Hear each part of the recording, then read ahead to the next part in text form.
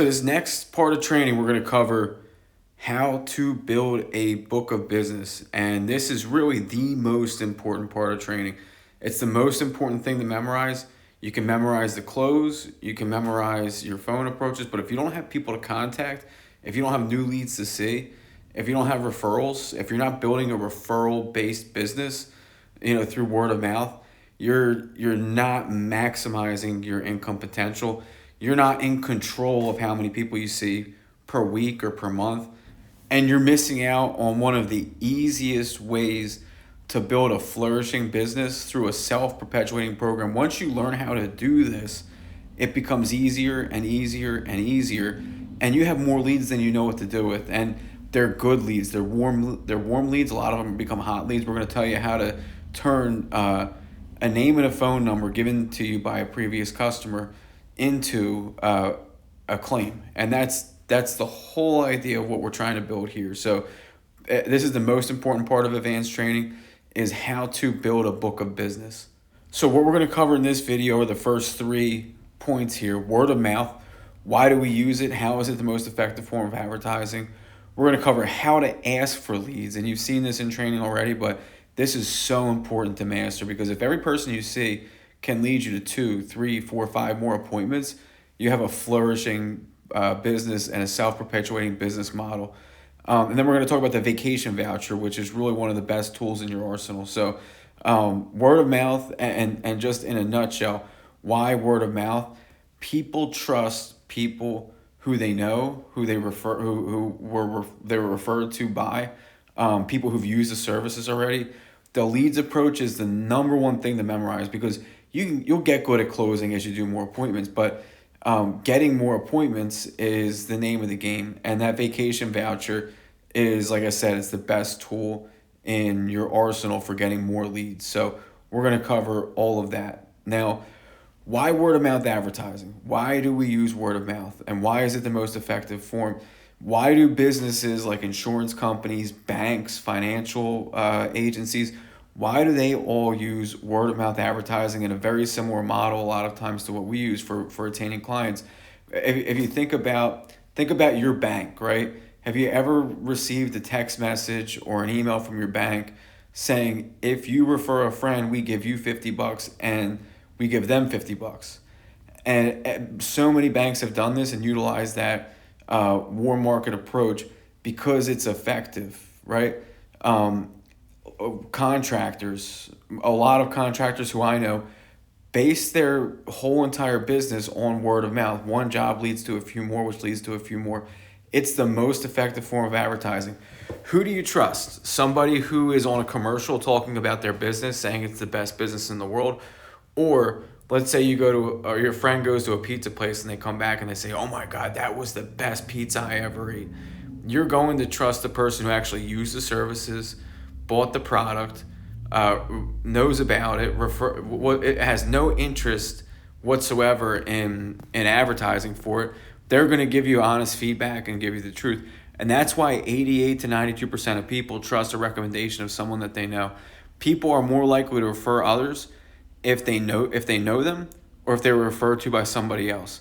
So we want to utilize that in our business model. And when you use this approach, it really does become a self-perpetuating system. And that's the next thing we're going to go over, is what does that mean? How can I sit down with 1 or 2 or 3 people and have that lead to an exponential number of clients? So we want you to build a book of business, and a big book of business. We want you to have more work than you know what to do with. And it's possible. I've done it myself. I've taught people to do it. I've had sales agents average 12 and 15 referrals every time they sit down with someone. I've personally gotten multiple times full sheets of 25 names from customers. So this works, but it works when you use the approaches. Now, let's say, so you're sitting down, you're you, right? We have you, the winking smiling face there. What you want to do, your warm market approach, sit down with 3 people you know. They're training sales. You can go slow. You can use your notes. You can practice. If you mess up, they don't care, right? That's why sitting down with somebody who you're comfortable with when you're brand new is so important. Do 3 training sales. It will get you better at presenting, at closing, being more comfortable showing this to somebody.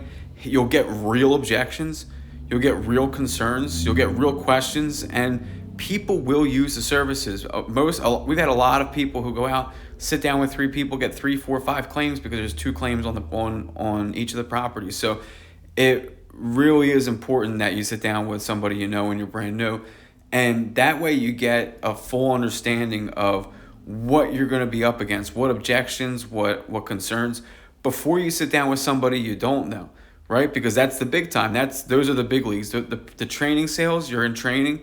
Obviously, you get fully paid for them. But when you sit down with somebody you don't know, it's a little bit of a different ballgame. So you want to be ready and prepared. And if you do 3, you'll figure it out. So what happens after you sit down with those 3 people? They're going to refer you to, on average, 5 more apiece. And that's what our average brand new sales agent does, claims agent does. So if you sit down with 3 people, you should have 15 more potential clients to contact. When you contact those 15 people, we average about 50% will say yes to seeing an appointment. Now, if it's somebody you know, right, who referred them, chances are you're going to know the person who you're talking to. So, hey, I was just over to see Sally Smith, and I'm doing some training for a job that I just started. It really helped her out. She's actually using our services. I wanted to just see if I could stop by. I'm still new and in training. She said you might be really into this, so there's no obligation. You don't have to buy anything. It takes me 15 minutes to walk through, but I was looking to get some more practice. Guess what? You'll get the appointment. You'll get those appointments. On referrals of people who are in our warm market, who are also people that we know, right? They might be a second tier person in our own network, right? Where it's an acquaintance, somebody who we've come in contact with. They know who we are. We know who they are. You're going to see that a lot of times we average more than 50%, 70, 75% will say yes to an appointment. But let's say we're, out of those 5 referrals each, we average 3 appointments. Well, that's 9, so anywhere between 6 and 9 appointments, 6 on the low end. And that gives you more opportunity to memorize your close, memorize your leads approach. Each of them give you 5 referrals. Now we're talking about 30 to 45 new potential clients and 25 appointments for yourself. Now you're starting to build a business. Now you're seeing people. And if you sit down with 3 people the first day you get licensed, you do an 11:30, you do a 1 o'clock, and you do a 2:30, right? You now have 15 more potential clients to see. You can contact those and do 4 the next day and 4 the day after. Now you've done 11 appointments over the course of your first 3 days when you're brand new and licensed. And if you're doing this right, now you have 20 to 25 more appointments that you can set up over the course of the next week. A 20 appointment week, you're going to write claims. You're going to write a lot of claims. And considering a lot of these claims pay out, $100 each per advances, $2, $3, $4, $5, $1,000 for a sign up when the claim gets paid out, when the commissions come in. You can make yourself a lot of money just starting with the warm market. And then some additional tips. So the key to building a book of business is building long-term customer relationships. We want to get a repeat customer. We want to get before and after pictures. We want to get testimonials. We want to do all of those things, because if you can show a customer 5, 6, 7 examples of claims that the previous customer received 10,000, we got them 90. They got a denial, we got them covered for a couple $100,000. Even if we got them an additional $15,000, $20,000 on their claim, who wants to turn down $15,000 or $20,000? We can help so many people, but because most people don't know what this is, our approach is the most effective way of building a customer base. And guess what? You will have people calling you. If you do this, people will talk. If you sit down with 30 people over the course of your first couple weeks, people will talk about it. So how to build a book of business. 3 reasons why people give names. Why would somebody refer another person to you? And if you understand this, then you can understand how to set up your leads approach at the end of the appointment. So The first thing, they like the service. And people are going to like our service. We're giving them money, and in a lot of ways, it's free money. 50% of our claims are reopened. So they already received a settlement. We're just getting them additional money that they deserve. So the service is great. They don't have to buy anything. They don't have to take any money out of their pocket. Number two, they like the presentation. The presentation is a 15-minute, 20-minute presentation. It's simple. It's short. I've done sales jobs where it's a 3-hour presentation. By the time I was done that presentation, they want to kick me out of the house, right? This is 15 to 20 minutes of presenting, and it's conversational. There's a quiz. It goes back and forth. We ask them questions. Number three, they like you. And this is where building rapport, and that's a really important point. Build rapport. Sit down with the customer beforehand, chit-chat with them. You're fact-finding also. So you're asking them questions about the damage that you think they might have. You're asking them questions about their if they've ever filed a claim before. So these are things that you want to make sure you master. The knowing the service, knowing the presentation, and most importantly, being friendly, being communicable. These are things, if they like you, they will give you names, right? And so some tips for how to average 10 names. Memorize the leads approach. We're going to go over that in a second. It works. I can't sell this to you enough. If you memorize this and say it in a way that comes across assertive, right? Not aggressive, but assertive, and you're friendly, it will work. But be assertive, no wimp words. So, hey, maybe if it's not too much trouble for you, would you mind maybe jotting down a few names? Use the word need. What I need you to do is jot down the names of 10 people you know who will be nice enough just to take a look at this. Use a specific number. People give you half of what you ask for, so if you ask for 10, a lot of times they'll give you 5. Then we want to be persuasive, right? Handle objections. Part of your job is to be able to persuade, and the key to persuasion without pressure is enthusiasm. Use your enthusiasm. Be excited about it. Now, we don't have to be Billy Mays, but if you're genuinely excited about their job, one of the things I always tell my customers is how much I love my job. I love doing this. It's just a shame that more people don't know about this because we could help out so many people. So while I'm packing up, here's how you can really help me out. If you could jot down the names of 10 people you know who would be nice enough just to take a look at this, that would help me out a ton. And most people need to use their cell phone, so I'm going to give you this pen and paper while I'm packing up. Do you think you can get to 10? Because if you can get to 10, I can give you a free vacation to Hawaii. I'll go over that in a second. But why don't you get started on that? I'm going to just finish up this paperwork here. Thank you so much, Mrs. Jones. You were awesome. I'm sure your friends are too. If you can, it's something as simple as that, and that's pretty much word for word what's in that leads approach. It works. Be persuasive. We're going to go over some objections in another video, but confident body language, laser eye contact. Your first few appointments, you don't need to be a master of this leads approach. My first sale, Mrs. Nucero, I read the leads approach right off the sheet. I told her, I'm going to ask you for leads now, Mrs. Nucero. I'm brand new, but so I'm just going to read it off the sheet. Is that okay? Okay, great. Did you like my presentation? Great. Did you learn a lot? Awesome. Well, I really love my job. Here's how you can really help me out. And that's literally word for word what I did. She thought it was funny. She gave me 5, 6, something around their names, and I was able to go see people in her neighborhood after that. Name drop, promote the evidence throughout your presentation. Let's say it's a referral that you're sitting down with.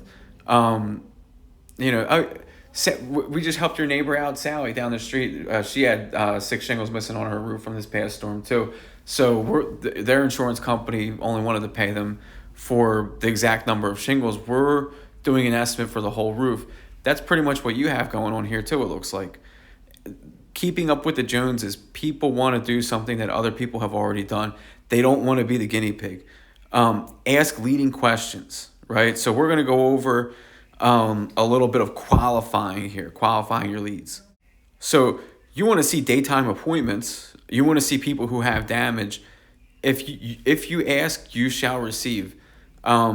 I've been in sales jobs where I would ask, who do you know who has the biggest home? Because, when I sold windows and doors, I wanted to know who would have a lot of windows and a lot of doors. But think about this, right?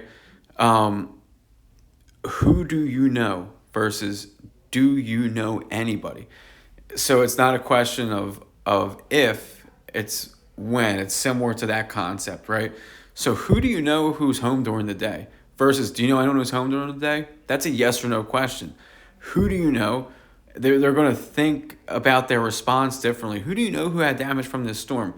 Do you know anyone who had, it's harder for somebody to think, do I know anybody versus who do you know, because they go right automatically to that person. So ask leading questions, suggest people for them to refer.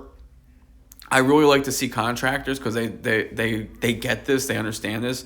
So who do you know who has their own construction company, their own roofing company, their own restoration company, realtors? Suggest people for them to refer. Use the vacation giveaway. We're going to go over that in a second too. The vacation giveaway is so powerful. You can utilize that when they give you 2 or 3 names to get to that 5th name. You can use that when they give you 7 or 8 names to get to that 10th name. And they're unlimited. Every 5 names you give, I'll give you another vacation.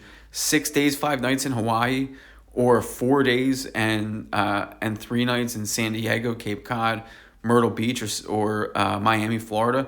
I mean, it's really unbelievable. This is something that really is going to help us out. We had a sales agent average almost 15 names when we were doing a drawing for a free television. This is a so much more powerful tool in your arsenal. So we're going to cover that in a second. And always use a blank referral sheet, because if the last person gave you 3 names, the next person is going to give you 3 names if they see 3 names on a sheet already. So you always want to use a blank one. But next, we're going to cover how to ask for daytime leads. So that concept of who do you know? You want to see people during the day. Most people do work a 9 to 5, but 40% don't. So you have stay-at-home moms, nurses, business owners, doctors, night shift workers, security guards, police officers, firefighters, great people to sit down with. There are so many people. 40% of the population works 9 to 5. There are so many people who don't, right? So they're all great people to see. And then after you get the names, right, qualify them. You want to turn warm leads into hot leads. How do you know them? Where do they live? Because you might get a referral that's 45 minutes away from you. It doesn't make sense to call that person up if you're not going to be in that area. But as you build clientele, you're going to be all over your area. I've been at a point. I've built networks in cities that were 45 minutes, an hour and a half away from where I live. And if I'm going up there for 1 appointment, well, I might as well go up there for 5. So you stash those names. This person lives a little bit further away, but you save that name for a later date. What's the best time to call them? Or when are they usually home? What do they do for a living? That can give you a lot of... this is where you build rapport. When you're calling them up, Mrs. Jones said that you do... you're a security guard. I was a security guard for 3 years, and you can connect with that. I wasn't, but I'm just saying that's an example that you might be able to use, whatever it might be. There's a way to connect with them over the phone. If they like you over the phone, they'll sit down with you. That's a key concept. The most important question, especially if you're in a storm area, right? You've got a list of 8 names, or let's say 15, right? All 15, you don't want to prejudge. You want to call every single one of them. You want to set up appointments with as many as you can. But there are going to be people in there who have damage. So wouldn't it make sense if you know, hey, I'm getting 8 referrals every time I sit down with somebody. I'm doing 4 or 5 appointments a day. I've got so many leads. I want to use my time the most effectively as possible. So what do? I ask, which of these people already has damage? Who do you know who already has damage on this list? And that might get them to think of more people, but that will give you targeted, that's a hot lead, because they know someone who you sat down with, which makes them a warm lead. But when you know that they have damage, that's somebody who's right, they're in our market, and they are ready to use our services. So, and one of my favorite tricks of the trade is called leapfrogging. What is leapfrogging? That is when you sit down with the customer, sign them up, ask for referrals, and then you ask them, hey, which of these people are home right now? Because it's 1 o'clock. My next appointment's not till 3. I've got 2 hours. I can sit down with somebody if they're pretty close. I can sit down with somebody and still make it to my next appointment on time. So, which of these people is home right now? Can you give one of these people a call? They call them, and I coach the customer a little bit. So can you tell them I'm really nice? There's no obligation. I'm still in training basically. So I just want to get better at my presentation. That approach of I'm in training and I just want to get better. When you're brand new, people will help you because you're brand new. And then, like I said, they're not going to use the services just because they know you or they know somebody. You still have to do your job, but they will listen with an open mind, and it works like a charm. When they're on the phone, a lot of times I'll motion to the customer with my hand, hey, can I talk to them? I'll introduce myself, close the appointment. So hey, I'm like 5 minutes away from you, it sounds like. Can I just get directions real quick to where you are? The appointment's only going to be like 15-20 minutes. If you don't like me after 15-20 minutes, you can kick me out. But it takes me 20 minutes to explain this. So, and then when you get there, obviously when they're interested and they like it and they understand, wait, if I spend another 15 minutes filling out paperwork and asking some questions, that can put an extra, 15, 20, 30, $100,000 in my pocket. They're going to take the time with you to do that if they're interested. So how do we ask for leads? It's a simple approach. This is one part of the appointment of your job that you need to memorize. This thing works. If you vary off of this, you'll average less names. Some people won't give you names. It handles a lot of objections up front, and your enthusiasm sells it. So, Mr. Jones, did you like the presentation I showed you? You got a lot out of it, didn't you? And I can't wait to see how much we're able to get you for your roof. I really love this job. It's a lot of fun helping people like you and seeing people get the work done that they need, especially when the insurance company was giving them a hard time. That makes my day. I mean, that's really what I enjoy. I love catching up with old friends and meeting new people too. And I don't have to go to an office. I can go. I love my job. While I'm packing up though, here's how you can really help me out, because I love when we can help somebody get a higher settlement, but unfortunately, just like you, most people don't even know that we exist. So I would love to tell everyone about this, and a reference goes a really long way. If you could jot down the names of 10 people you know who will be nice enough just to see this information, they don't have no obligation to use it, just to see this information, it would help me out a ton. And if you can get to at least 5, I can give you a voucher for 4 days and 3 nights in a hotel. Actually, they have 6 days, 5 nights in Hawaii too. I'll show you that. But there's 5 different places you can choose from. So do you think you could at least get to 5? Great. Well, here's a pen and paper. You really helped me out. By the way, if you get to 10, I'll give you 2 vacations. I'm going to pack up real quick. So most people use their cell phone to jot down names. So if you need to grab that, go for it. It's going to take me like 5 minutes to fill out the paperwork. If you can do what I just did right there, and I've been doing this for years, over a decade. So, my leads approach is it's on point, but it's not that much different than what I did when I was brand new. And your enthusiasm, we have a lot of people who come right out of the gates and average 8, 9, 10 referrals. But one of the keys is, besides memorizing the approach, utilizing this vacation voucher. And I want to explain to you how that works, because you might get questions on it. This tool in your arsenal it's a nuclear bomb, right? You want to if you're going to war, and if you're not asking for leads, it's like going to war without a gun, right? Using the leads approach that we have, that's your weapon. And this vacation used properly, I mean, it's a big difference maker. That's the difference between averaging 2 and 3 names and averaging 12. Is encouraging them to jot down a few more to get the vacation. And it's 6 days, 5 nights in Hawaii, or 4 days and 3 nights in Miami, Florida, San Diego, California, Myrtle Beach, South Carolina, or Cape Cod, Massachusetts. By the way, I don't want to confuse you, but if somebody says, well, what about Buenos Aires? What about, we were looking to go to the Bahamas. They do have other options. Call your manager. There are ways we can sometimes work that out. Most of the time we can. But to keep it simple, and most people want to travel within the United States as close as they can to their area.